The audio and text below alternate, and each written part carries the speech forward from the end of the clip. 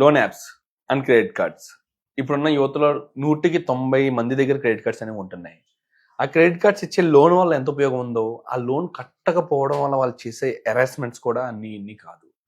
కానీ ఇచ్చేటప్పుడు ఇలాంటి విషయాలన్నీ ఎవరు పరిగణించుకోరు, ఎవరు తెలుసుకోరు. కానీ కట్టవలసి వచ్చినప్పుడు ఇబ్బందులు మాత్రం మామూలుగా ఉండవు. ఇలాంటి ఇబ్బందులు ఎదురైన వ్యక్తులు కానీ, ఇలాంటి ఇబ్బందులు ఎదురైతే ఏం చెయ్యాలి అనే విషయాలపై ఈరోజు మన గురించి కొన్ని పాయింట్స్ చెప్పడానికి ఈరోజు మనతో పాటు ఉన్నారు తెలంగాణ హైకోర్టు అడ్వకేట్ వెంకట్ శెట్టి గారు. మరి సార్తో మాట్లాడి క్రెడిట్ కార్డ్ గురించి, లోన్ యాప్స్ గురించి కొన్ని విషయాలు తెలుసుకుందాం. నమస్తే సార్. నమస్తే సార్. సార్, చూసారు కదా, బయట హెరాస్మెంట్స్ అనేవి బీభత్సంగా పెరిగిపోతున్నాయి. అసలు ఇవి ఇల్లీగల్ అని తెలిసినా కూడా ఈ లోన్ ఏజెంట్స్ అనేవాళ్ళు రెచ్చిపోతున్నారు.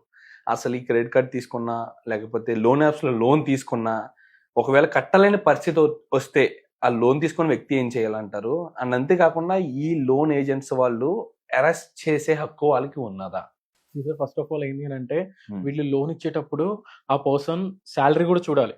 సో వీళ్ళు ఏదైతే తనకి శాలరీ ఎంత వస్తుంది, తన ఈఎంఐ పే చేయలేస్తాడా చేయలేవడా అని చూసుకోకుండా ఒక్కొక్కళ్ళ శాలరీ చూసుకుంటే 1 lakh ఉంటుంది. సో వాళ్ళ ఈఎంఐలు ఆల్మోస్ట్ 1.5-2 lakhs దాకా ఉంటాయి. సో వాళ్ళు ఎలా పే చేస్తారు, పే చేయలేస్తారా లేదా అనేది కూడా చూడాలి. బికాస్ ఎందుకనంటే ఒక ఇన్కమ్ ఒక 1 lakh ఉంది అని అంటే అందులో అట్లీస్ట్ ఒక 40% 50% ఈఎంఐ పే చేసేంత క్యాపబుల్ ఉన్న అమౌంట్ ని వాళ్ళు ఇవ్వాలి. సో అవేమి ఇవ్వకుండా వీళ్ళు వాళ్ళు ఎంత అమౌంట్ అడిగితే అంత అమౌంట్, లేదా ఈ మధ్యలో ఏదైతే మీడియేటర్స్ ఉంటారో ఆ మీడియేటర్స్ ద్వారా వీళ్ళు ఇంకా అమౌంట్ ఎక్కువ ఇప్పిస్తామని చెప్పి ఆశ పెట్టి వాళ్ళని వీళ్ళకి అమౌంట్ ఇప్పించడం. ఈ అమౌంట్ కూడా మాక్సిమం చాలా మంది ఎలా అంటే కొన్ని ఫినాన్షియల్ సిచ్యువేషన్స్ వల్ల, ఏదైతే ఫ్యామిలీలో ఫినాన్షియల్ సిచ్యువేషన్స్ వల్ల కొంతమంది తీసుకుంటారు, లేదా కొంచెం హెల్త్ ఇష్యూస్ వల్ల కానీ, లేకపోతే ఇంకేమైనా ఇష్యూస్ ఉంటేనే మనం అమౌంట్ కోసం లోన్స్ అని చెప్పి, లేకపోతే బయట కానీ హ్యాండ్ లోన్స్ కానీ ఇలాంటివి ట్రై చేస్తూ ఉంటాం. సో ఇట్లాంటి సిచ్యువేషన్స్ లో వాళ్ళ అమౌంట్ ట్రై చేసేటప్పుడు కూడా వాళ్ళు ఏదైతే వాళ్ళ అవసరాలని ఆసరాగా తీసుకొని వీళ్ళ అమౌంట్ అనేది వాళ్ళకి శాంక్షన్ చేయడం జరుగుతుంది.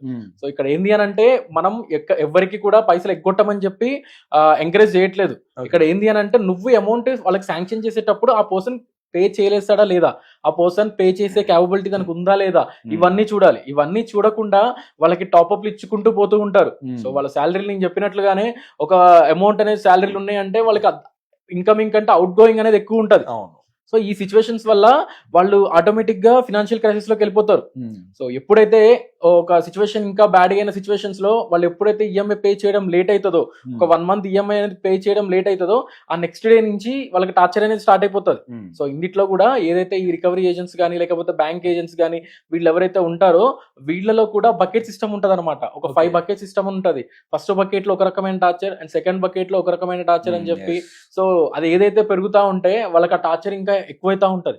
సో ఇక్కడ తెలియంది ఏంది అని అంటే వీడు ఎప్పుడైతే ఈఎంఐ పే చేయడం లేట్ అవగానే వీళ్ళు వాళ్ళ ఫ్యామిలీ వాళ్ళకి కాల్ చేయడం, లేదా వాళ్ళ ఇంటి పక్కన వాళ్ళకి కాల్ చేయడం, లేదా వాళ్ళ ఆఫీస్ దగ్గరికి వెళ్ళి కానీ వాళ్ళ ఇంటి దగ్గరికి వెళ్ళి కానీ న్యూసెన్స్ క్రియేట్ చేస్తా ఉంటే నీకు వాడు అమౌంట్ ఎలా దొరుకుతాయి వాడికి? ఇప్పుడు ఆఫీస్ దగ్గరికి వెళ్ళి న్యూసెన్స్ క్రియేట్ చేస్తుంటే వాడు జాబ్ పోయింది అనుకోండి, వాడు పొట్టగొట్టినట్లే. వాడు రేపు పొద్దున ఈఎంఐ ఎలా పే చేస్తాడు? అండ్ అదే కాకుండా వాళ్ళ రిలేటివ్స్ అందరికి కాల్ చేస్తూ ఉంటారు. సో వాడు ఒకవేళ వాళ్ళ రిలేటివ్స్ లో అమౌంట్ అడుగుదామన్నా కూడా అక్కడి నుంచి కూడా అమౌంట్ పుట్టవు వాడికి. అక్కడ తీసుకొచ్చి ఇక్కడ ఏమైనా కట్టాలి అన్న ఇంటి దగ్గరికి వచ్చి న్యూసెన్స్ చేస్తారు. ఇంటి పక్కన అడుగుదామంటే వాడు ఇవ్వడు, అంటే ఆల్రెడీ అప్పుల్లో ఉన్నాడు. ఎగ్జాక్ట్లీ మీరు అన్నట్టు ఇక్కడ న్యూసెన్స్ అనేది కామన్ అయిపోయింది ప్రతి ఒక్కరు కూడా. లోన్ ఏజెంట్ అనేవాడు అసలు లోన్ కట్టలేని పరిస్థితిలో ఉన్నప్పుడు సంథింగ్ రాబట్టుకోవడానికి వచ్చిన ఖచ్చితంగా కొంచెం హార్ష్గా ఉంటారు. కానీ మీరు అన్నట్టుగా కొన్ని అసాంఘిక మాటలు మాట్లాడడం, ఎదుటి వాళ్ళని నీచంగా ప్రవర్తించడం, మీరు అన్నట్టు ఆఫీస్కి వచ్చి న్యూసెన్స్ క్రియేట్ చేయడం, వీటి వల్ల పరుగు పోతుంది. ఆ రైట్స్ వాళ్ళకి ఉన్నాయంటారు నిజంగా? ఇక్కడ ఆర్బీఐ గైడ్ లైన్స్ ప్రకారం ప్రతి ఒక్క బ్యాంక్ వాళ్ళు కానీ, ఫినాన్స్ ఇన్స్టిట్యూషన్స్ కానీ వాళ్ళందరూ కూడా రికవరీ ఏజెంట్స్ ని రిక్రూట్ చేసుకునే రైట్స్ ఉన్నాయి. బట్ ఏదైతే వాళ్ళ ఇల్లీగల్ మెథడ్స్ అనేది యూజ్ చేస్తున్నారు కదా, అట్లాంటివి వాళ్ళకి లేవు అనమాట. అట్లాంటి రైట్స్ వాళ్ళకి లేదు. అసలు ఏ రైట్స్ ఉన్నాయంటారు? ఇప్పుడు మీరు అన్నట్టుగా ఒక రికవరీ ఆర్బీఐ గైడ్ లైన్స్ ప్రకారం ఒక రికవరీ ఏజెంట్ ఒకవేళ ఇంటికి వెళ్తున్నప్పుడు ఐడి కార్డ్ అనేది కంపల్సరీ. అండ్ అదే కాకుండా నీకు విజిటేషన్ కాపీ అనేది కంపల్సరీ బ్యాంక్ నుంచి. అండ్ అదే కాకుండా నువ్వు వెళ్ళి అక్కడ న్యూసెన్స్ అనేది క్రియేట్ చేయకూడదు. వాళ్ళకి కాల్ చేసి వాళ్ళకి ఇంటిమేషన్ చేసి వాళ్ళ ఇంటికి వెళ్ళాలి. అది కూడా ఒక టైం అనేది ఉంది. అది కూడా ఒక కన్సర్న్ టైం అనేది ఉంటుంది. ఆ టైం ప్రకారమే నువ్వు వెళ్ళాలి. అండ్ సండే కానీ సండేస్ వెళ్ళకూడదు. సో ఇట్లాంటివి చాలా ఉన్నాయి అనమాట. సో ఇవేమి వాళ్ళు పట్టించుకోరు. సో ఓన్లీ వాళ్ళ ఇంటి దగ్గరికి వెళ్ళడం, న్యూసెన్స్ క్రియేట్ చేయడం. ఆర్బీఐ గైడ్ లైన్స్ ప్రకారం ఎక్కడా కూడా నువ్వు న్యూసెన్స్ చేయని చెప్పి ఎక్కడా లేదు. వాడికి కనుక అమౌంట్ పే చేయలేడు, ఈఎంఐ పే చేయలేకపోతున్నాడు, నువ్వు వెళ్ళి అక్కడ న్యూసెన్స్ క్రియేట్ చేయని కానీ, లేకపోతే అక్కడ గలాటా క్రియేట్ చేయమని కానీ, లేకపోతే వాళ్ళని అబ్యూజివ్ లాంగ్వేజ్ తో మాట్లాడమని కానీ, వాట్సాప్ లో టెక్స్ట్లు పెట్టమని కానీ ఎక్కడ లేదు సార్. నువ్వు అమౌంట్ రికవరీ ప్రాసెస్ ఏదైనా కూడా లీగల్ వేలో వెళ్ళాలి.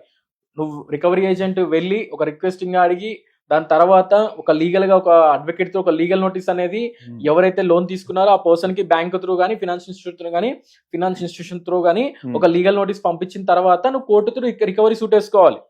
సో ఇవన్నీ ఎవరు ఫాలో అవ్వట్లేదు. ఓన్లీ ఏంది అని అంటే వాళ్ళ ఇంటికి వెళ్ళాలా, కూర్చోవాలా, టార్చర్ పెట్టాలా. సో దీనివల్ల వాడు రేపొద్దున్న దీనివల్ల ఏమైతుందంటే దీనివల్ల ఏమైతుందంటే ఎవరైతే హెరాస్మెంట్ ఫేస్ చేస్తున్నారో ఆ పర్సన్ వేరే వాటి మీద ఫోకస్ చేయలేడు. సో ఇప్పుడు ఏదైతే ఈ టార్చర్ వల్ల వాడు రేపు పొద్దున్న జాబ్ గినక వేరే జాబ్ చూసుకుందామన్నా జాబ్ ఉండదు, జాబ్ చూసుకోలేడు, దాని మీద ఫోకస్ చేయలేడు.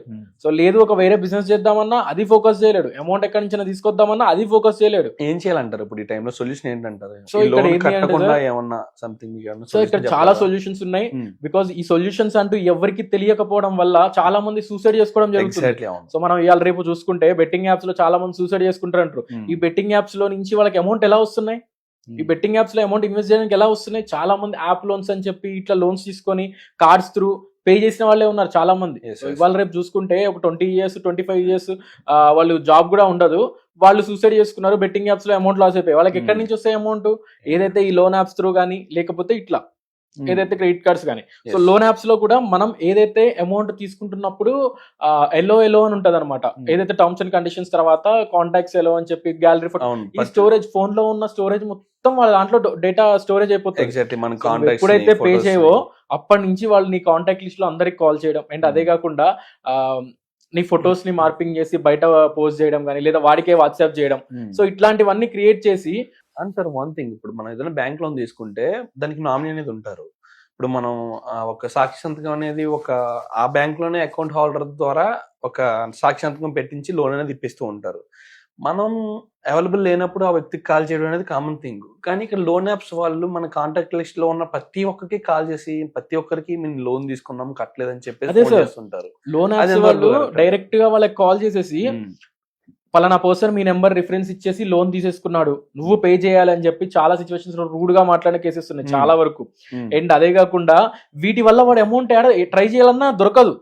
కొన్ని రూరల్ ఏరియాస్ లో అయితే డైరెక్ట్ ఇంటి దగ్గరికి వెళ్ళి మీరు ఇప్పుడు ఈఎంఐ పే చేయలేకపోతే మీకు డైరెక్ట్ పోలీస్ వాళ్ళు వచ్చి మనం తీసుకెళ్తారంటారు. బట్ ఇది కంప్లీట్ సివిల్ నేచర్, ఏ పోలీస్ పర్సన్ ఇన్వాల్వ్ కారు.